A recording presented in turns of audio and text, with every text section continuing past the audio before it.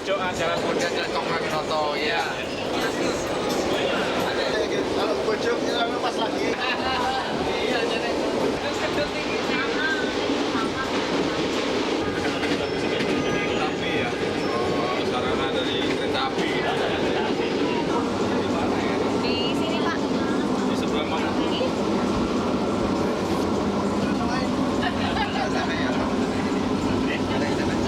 Ada yang kurang.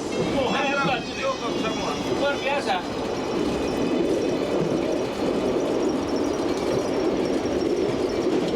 Pas terowongan. Kan belum lewat ya terowongan.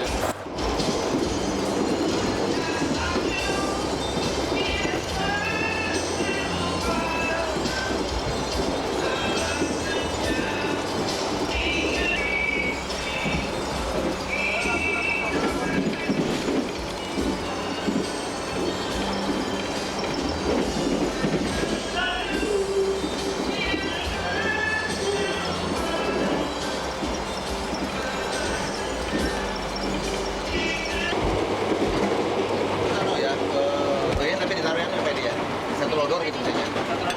Iya, satu lodor apa?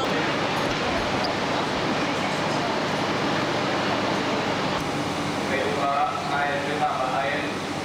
Ya Pak, air ditambah air.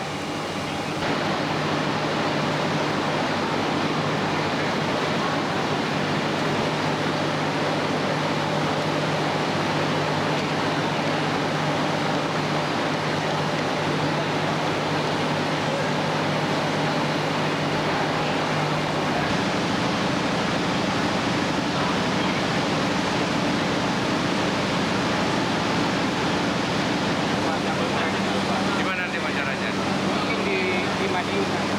Madiun ya.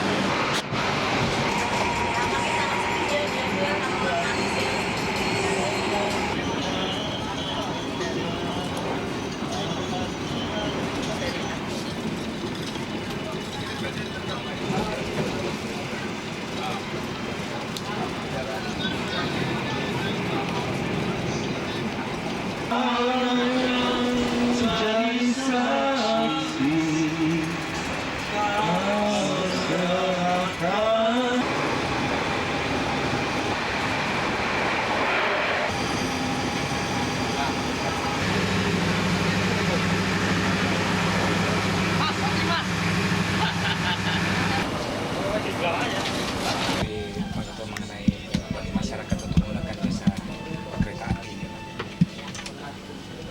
Sebentar.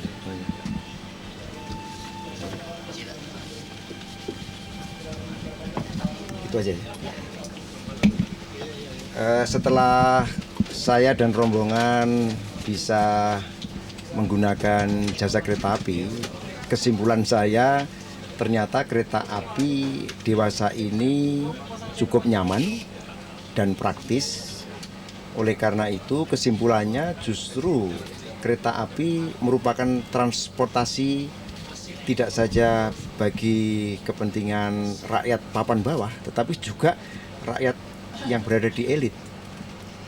Karena apa? Karena kereta api sekarang ini sudah bisa menjangkau berbagai program yang diperlukan oleh penumpang. Apakah penumpang itu seorang karyawan, seorang pengusaha, bisnismen, ya? Apakah seorang pelajar, seorang mahasiswa, apakah itu pedagang kecil dan lainnya. Ternyata kereta api merupakan kendaraan abad globalisasi nanti. Pilihan yang harus dikembangkan di Indonesia ini adalah pilihan yang tepat menggunakan kereta api. Karena apa? Dengan peledakan penduduk, dengan volume jalan yang juga terbatas, satu-satunya adalah kereta api alternatif yang mampu mengembangkan transportasi tidak saja bagi lalu lintas orang, tetapi juga barang, termasuk juga komoditi. Untuk itu tepatlah jika pemerintah dalam hal ini mengembangkan posisi kereta api menjadi kendaraan rakyat. Kalau kita bicara kendaraan rakyat itu bukan berarti rakyat papan bawah, tetapi juga rakyat strata yang di atas juga. Dengan demikian saya yakin juga untuk mengurangi kepadatan dan kemacetan jalan, dan juga untuk memberi pengembangan kepada disiplin, ya. Artinya disiplin waktu. Kereta api sekarang juga telah mampu mengembangkan maknanya, dan lebih dari itu agar apa yang dipikirkan oleh Departemen Perhubungan, khususnya Perumka, itu dapat mengantisipasi masa depan. Kan abad 21 kan sebentar lagi kita masuki, ya.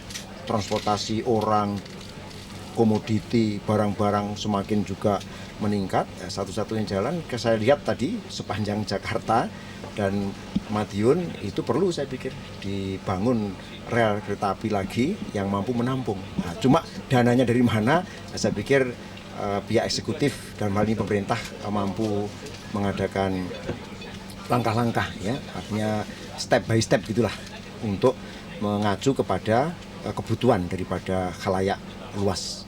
Dan hal ini sangat berarti manakala usaha-usaha daripada Perumka ini disertai dengan pelayanan yang lebih baik lagi. Meskipun sekarang ini pelayanannya sudah cukup baik, tapi masa depan saya pikir masyarakat akan menentukan choice-nya, ya, pilihannya untuk menentukan transportasi. Jadi dianggap perlu Pak untuk adanya sarana transportasi ditambah. Saya pikir kalau kereta api bukan perlu saja, tapi ini sudah conditio sine qua non, bahasa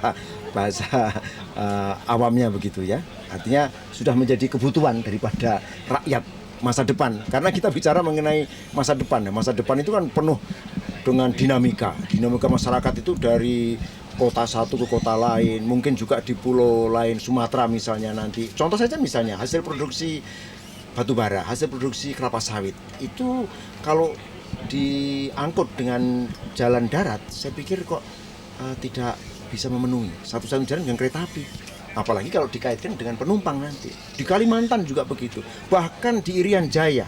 Kalau menurut hemat saya, ya, masa depan itu dari Jayapura ke Jayawijaya yang sekarang sudah dibangun jalan sekitar 600 km. Saya pikir ada baiknya kalau sudah diusahakan, ya, proposal untuk juga membangun jalur kereta api untuk masa depan loh, ya. Kita bicara mengenai 50 sampai 100 tahun mendatang. Nah, kita bicara proyeksi dan prediksi serta antisipasi era globalisasi itu. Ya. Sebagaimana tadi disampaikan oleh Bapak Ketua MPR DPR bahwa sebenarnya masalah transportasi ini yang harus dikembangkan bukan hanya di jalan raya tetapi juga di perkeretaapian. Karena perkeretaapian mempunyai suatu keunggulan mengangkut dalam jumlah yang besar dalam waktu yang bersamaan. Dengan demikian ini perlu dikembangkan. Apalagi dari Departemen Perhubungan telah menetapkan bahwa angkutan kereta api merupakan tulang punggung angkutan darat. Jadi dengan demikian memang sudah sejalan bahwa kereta api ini harus dikembangkan. Nah, untuk pengembangan kereta api tentunya dibutuhkan suatu prasarana. Prasarana yang pada saat sekarang dipandang perlu untuk segera dikembangkan adalah adanya double track.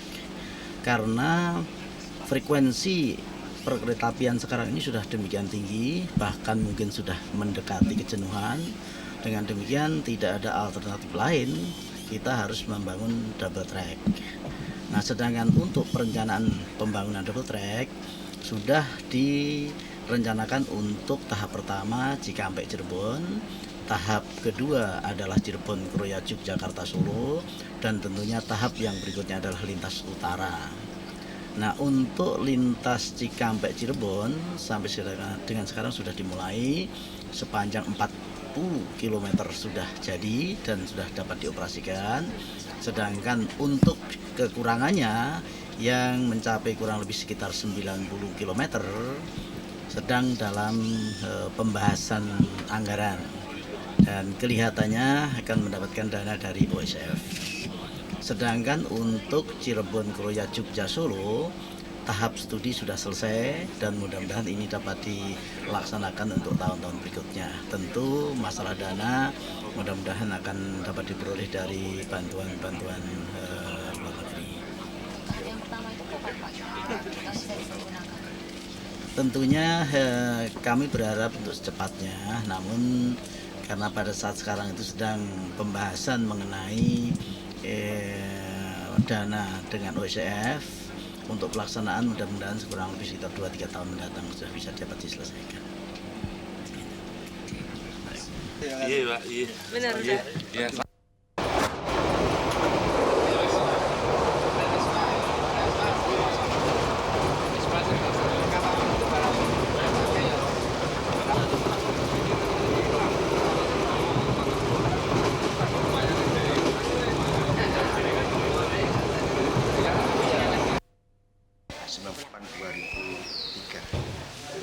ya, karena merupakan putusan dari hasil telah menyampaikan usulan itu dalam 28/3 adalah sudah final. Itulah cuma satu itu, tidak ada nama lain. Ya. Nah, yang kedua mengenai calon wakil presiden, Golkar memandang perlu untuk menyampaikan kepada masyarakat bahwa Golkar mengacu kepada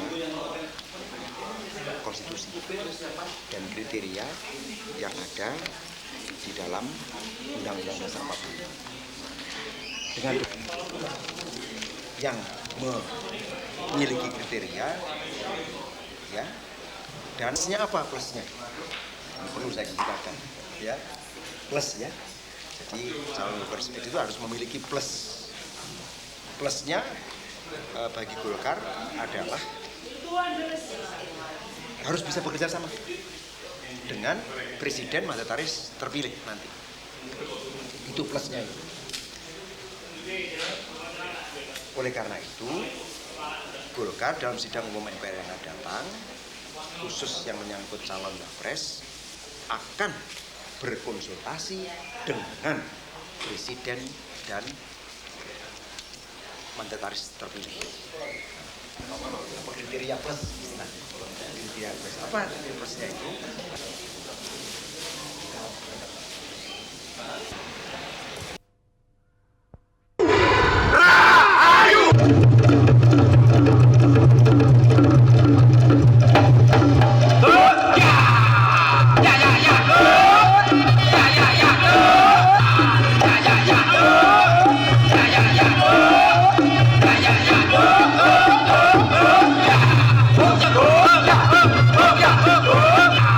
Ya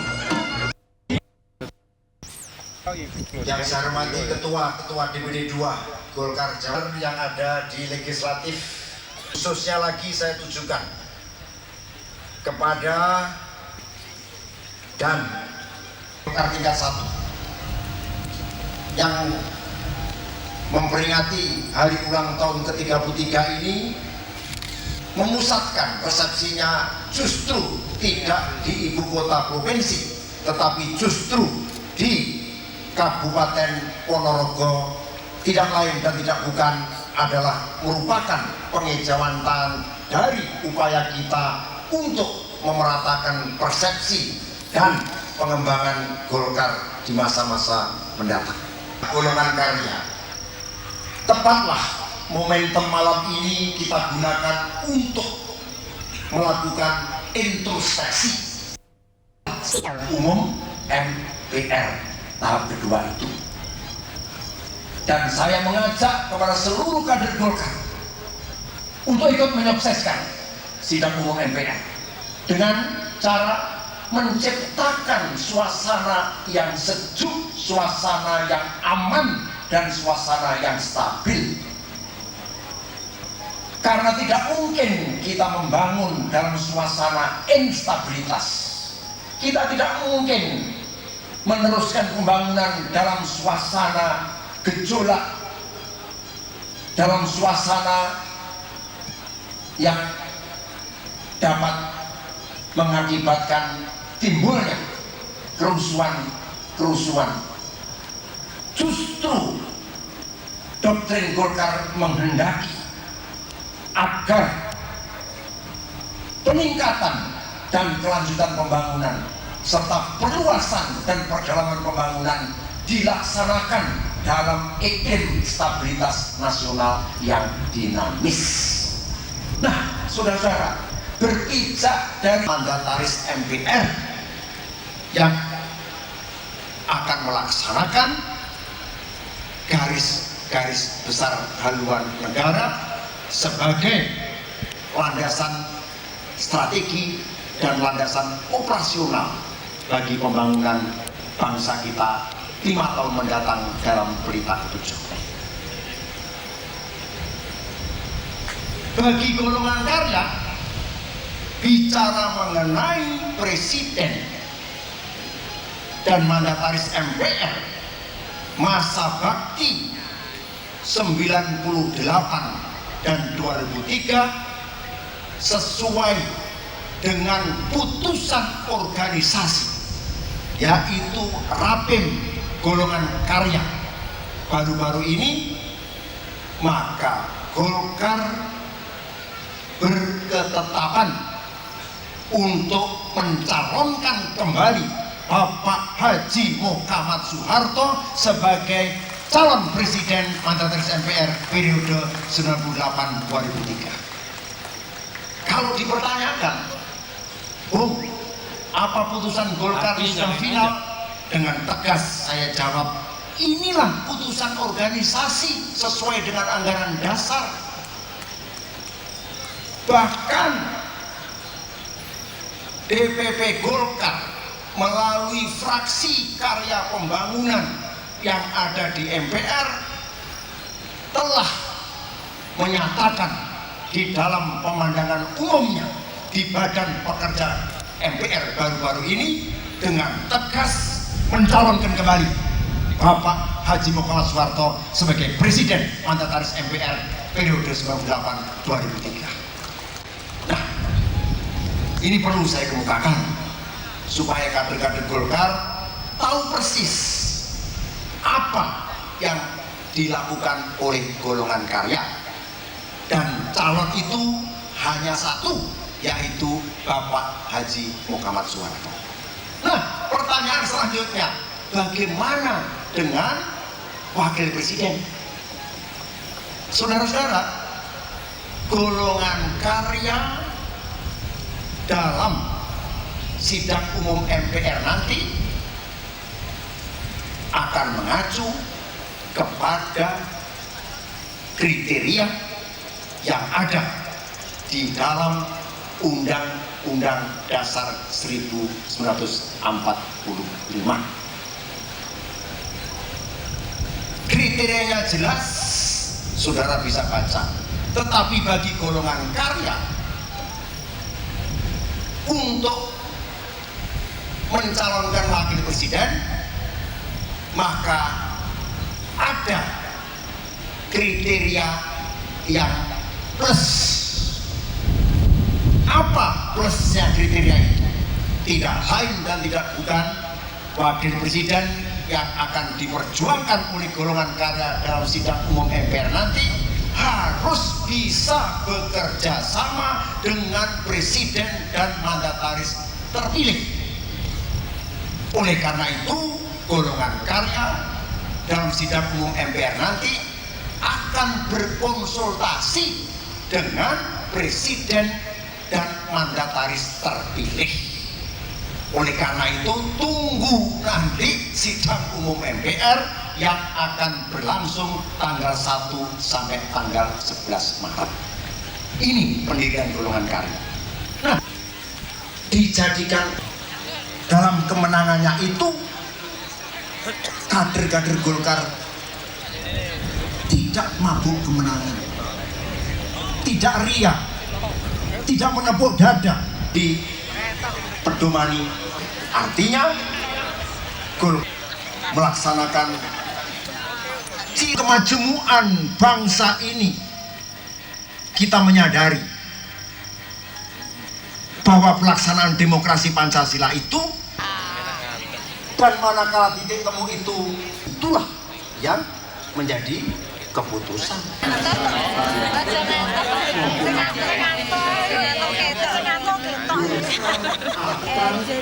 Pelaksanaan.